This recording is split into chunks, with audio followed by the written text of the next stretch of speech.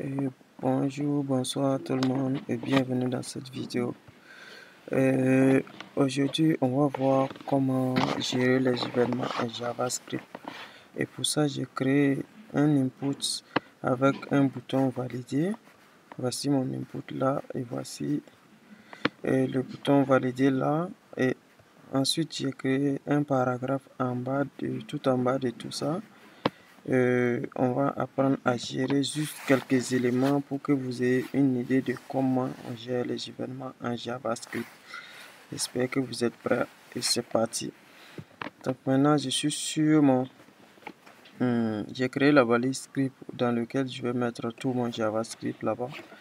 On commence d'abord par la récupération de mes différents éléments de HTML. Premièrement, je vais récupérer d'abord mon input. Comment on fait? Donc, je peux mettre un input comme ça et let input égale. Maintenant, qu'est-ce qu'on met? Document point. Puisque je vais récupérer par les noms directement, donc je pouvais mettre donc point get element by id, puis je vais récupérer par les id. Mais si je vais récupérer l'élément directement, alors je peux mettre, pour me faciliter la tâche, point query selector. Si je n'aurai pas besoin d'id ici, point query selector, alors je mets directement l'élément, le nom de l'élément sans rien mettre. Seulement je le mets entre les give input. Ok. Ce sera la même chose également que je vais faire pour mon. Donc je copie. La même chose que je vais faire pour mon bouton. Ctrl+V. Donc là je vais nommer mon bouton button. Et là également button. Parce que le nom du bouton de mon élément bouton c'est button également. Et ok. Et ensuite, j'ai fait la même chose pour mon paragraphe. Là, je mets P. Et là également P. Maintenant, mes éléments sont bien récupérés. Maintenant. Qu'est-ce que je vais faire? Je vais essayer d'ajouter un événement à chaque élément. Par exemple, je veux que non, si on clique sur le bouton valider, ça alerte le contenu de mon input. Donc, excusez-moi. Donc, qu'est-ce que je fais là? Je vais ajouter donc l'événement à mon bouton. Donc, je récupère mon button point add event listener. Et à l'intérieur, add event listener prend deux paramètres.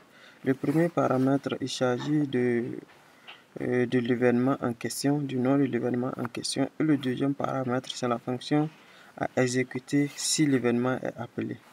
Donc, ici, j'aurai quoi? Je peux faire avec l'événement click. Donc, au clic là, je veux que ça exécute. Et ne pas oublier, les fonctions à appeler sont toujours des fonctions anonymes pour permettre les exécutions directement au clic. Donc, je veux qu'au clic là, ça mette alerte le contenu de mon input. Donc, alerte input comme ça, point value. Parce qu'il faut faire le point value pour pouvoir alerter le contenu de mon input. Donc j'enregistre et là j'enlève ma console, j'en ai pas besoin. J'enregistre et je reviens et mettre à jour mon élément. Je mets ici par exemple Kimpolo. Je clique et ça alerte Kimpolo. Donc ça marche très bien. Et voici la première méthode pour gérer les événements en JavaScript. Ça, si vous avez compris ça, tout le reste, tout ce qui va suivre sera simple. Il suffit juste de changer l'événement. Je vais copier ça encore, copier et coller. Et là maintenant, qu'est-ce que je vais faire? Je vais ajouter l'événement maintenant à mon paragraphe. Je veux que si on passe sur mon paragraphe, la couleur devient et la couleur de fond, bon, la couleur devient jaune comme ça. Ok, là je vais mettre P ici, point add event listener et l'événement en question. L'événement ça sera mouse over, puisque c'est au passage de la souris sur l'élément. Donc mouse over. Maintenant je vais exécuter quelle fonction? Ici il s'agit des styles, donc ça sera pas comme ça. Donc je dois récupérer le style de l'élément et changer son style. Donc pour ce faire, qu'est-ce qu'on fait? On va mettre récupérer l'élément vis.style, le style de l'élément et changer son style. Vis.style. Point. On va changer la couleur de fond. Donc point background. Background color, voici ça ici. Donc je mets égal, par exemple orange, c'est mieux. Orange. J'enregistre et je vais voir au passage de mon élément qu'est-ce qui se passe. Voici, je suis déjà passé sur mon élément, donc ça a déjà pris le zone. Il faut que je réinitialise encore. Si je passe sur mon élément, la couleur devient jaune. Je peux remettre ça au cas où quand je passe, quand je suis hors de mon élément, CTRL C, je peux mettre un élément également pour que quand je passe, puisque comme ça quand je passe dessus ça devient orange, ça change plus. Il faut que quand je quitte dedans, ça change également. Ça c'est mouse out. Donc pour mouse out, là je vais mettre la couleur par exemple white. J'enregistre et là je réactualise ma page et voici, et voici, et voici. Si je suis dessus c'est en orange, je sors, ça devient bleu. Ok. Et ici on a font, excusez-moi, on a la couleur, l'attribut au niveau des styles, on a l'attribut background qui permet de changer la couleur de fond. On a aussi, j'ajoute ça, l'attribut color également qui va permettre de changer la couleur du texte. La couleur du texte, là, je vais mettre quand le texte est en blanc, je veux que la couleur soit orange. Quand le texte est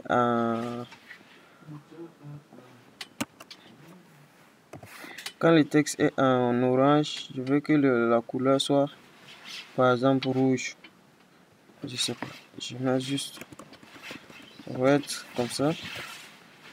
Quand le texte est en orange, je veux que la couleur soit rouge. Donc ici c'est en orange quand la souris est au-dessus. Là il n'y a pas de problème. Qu'est-ce que je fais? Quand la souris est sur l'élément en question, je veux que le texte soit rouge. Red. Quand la souris est hors de l'élément, là je mets hors de l'élément, out. Je veux que la couleur soit,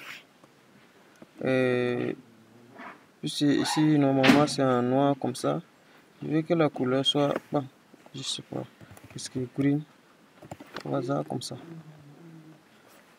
Ok, là je viens, je remets à jour ma page. Ça n'a pas pris, les couleurs n'ont pas pris. Et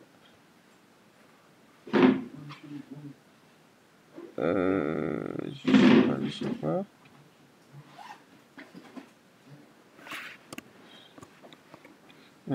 Je vais juste voir quelque chose. Point color. J'ai écrit mes C avec des majuscule, c'est pourquoi ça marche pas.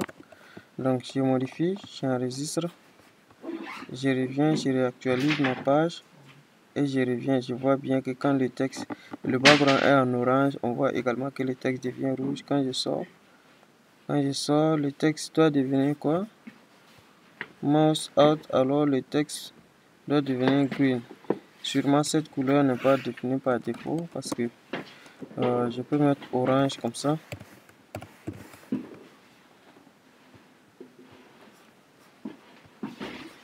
Ok,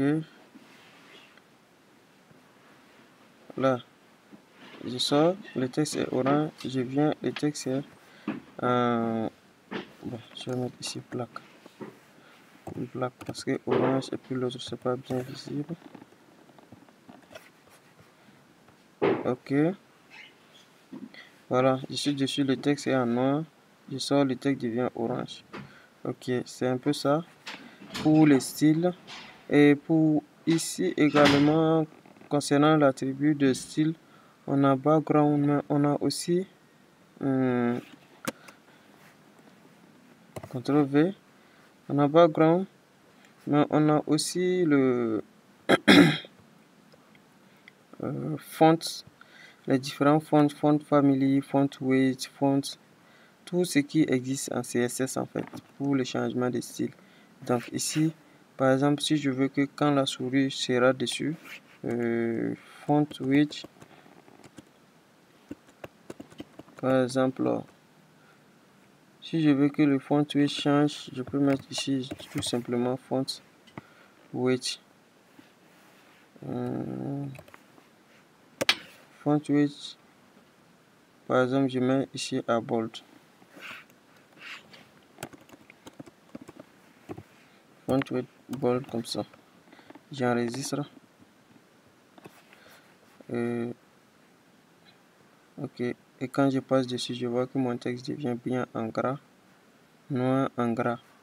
Il y a font family, il y a tout. Vous pouvez aller essayer vous-même, mais l'idée ici c'était de vous donner l'idée globale sur comment on fait les événements en JavaScript, comment récupérer un élément d'une page HTML en JavaScript, l'appliquer un style et faire tout ce que tu veux après.